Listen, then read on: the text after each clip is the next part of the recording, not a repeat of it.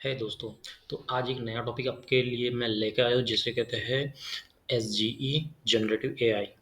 तो S G generative ए आई जो है इसका फुल फॉर्म क्या होता है? एस जी जनरेटिव ए आई का फुल फॉर्म होता है सर्च जनरेटिव एक्सपेरिमेंटल।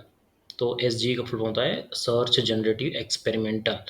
तो ये एक नया तरीका आया है गूगल में जिससे उसका सर्च जो होता है बेहतर हो जाता है। और जैसे कि आप जिसके नाम के साथ में लगा हुआ है जनरेटिव एआई मीन्स ये जो आंसर जो होता है वो जनरेट होता है एआई के थ्रू। तो जैसे आप जानते हो कि चैट जीपीटी में हम कोई क्वेश्चन करते हैं और उसका एक हमें कंस्ट्रक्ट आंसर मिलता है। और जो ऐसा आंसर मिलता है जो पहले कहीं पर भी किसी वेबसाइट पर नहीं अवेलेबल है और नहीं किसी ने आंसर किया है, ऐसा आंसर हमें मिलता है। तो ये भी कुछ इसी तरह से हमें आंसर देता है, लेकिन अब हमें उसके लिए चैट जीपीटी की वेबसाइट पे जाने की ज़रूरत नहीं है। अब हम उसे गूगल सर्च इंजन के साथ ही उसको इनेबल करके एक ही पेज पर उसे यूज़ कर सकते हैं एस जी जनरेटेड रिजल्ट और गूगल सर्च पे। तो ज तो हम जाते हैं सबसे पहले इसे इनेबल करते हैं।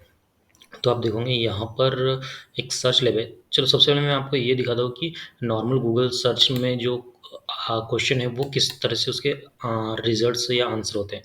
तो जैसे मेरे पास एक क्वेश्चन है how to host a website. जैसे मैंने इस पर क्लिक किया, वैसे आप देखोगे कि यहाँ पर किस तरह से आंसर हमें अवेलेबल है। एक किसी भी वेबसाइट की लिंक दी गई है, जिस किसी वेबसाइट में उससे रिलेटेड कुछ कंटेंट पड़ा है वो सारे रिजल्ट जो है लिस्ट आउट कर दिए गए हैं। और अगर कहीं पे एग्जैक्ट आंसर मिलता है तो वो वेबसाइट हाईलाइट होकर ऊपर की ओर आती है। और हम वहाँ पर जाकर के पढ़ सकते हैं।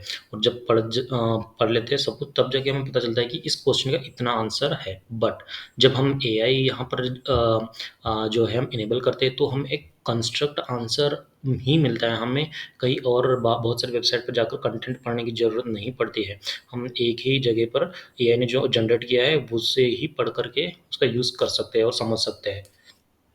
तो उसे इनेबल करने के लिए आप देख रहे हो कि आपकी स्क्रीन पर यहाँ पर राइट अप कॉर्नर पे एक सर्च लैब्स का आइकॉन है। इसे पर आप क्लिक करोगे और आप देखोगे कि यहाँ पर रेडियो बटन आपको दिया है, जिससे आप क्लिक करके इसको इनेबल कर लोगे और इसकी पॉलिसीज़ को एग्री पर क्लिक करोगे। और इसके बाद अब ये इनेबल हो चुका है। तो अब एक नया टैब खोलता हूँ और सेम क्वेश्चन फिर से हम वही क्वेश्चन टाइप करते हैं और हिट करते हैं how to host a website. तो देखना इसका आंसर वो एस जी जनरेटिव एआई किस तरह से देता है। हाँ, आई थिंक अभी ये इनेबल हुआ नहीं है, इसको मैं रिलोड करता हूँ। ओके, ये इनेबल हो चुका है। फिर से नया टैब ओपन करते हैं, टाइप करता हूँ how to host a website. Okay, हाँ अभी आप देखोगे ये इनेबल हो चुका है और आप देखोगे कि ये किस तरह से आंसर दे रहा है। तो सबसे पहले जो होता है एस जी जनरेटिव एआई के थ्रू जो जनरेट वो आंसर रहता है वो आता है। उसके बाद में जो गूगल सर्च में हमें नॉर्मली जो रिजल्ट्स आते हैं वो नीचे की ओर आते हैं। तो सबसे पहले आप देख सकते हो यहाँ पर एआई ने खुद से एक आंसर जनरेट किया है, आप इसे पढ़ सकते हो।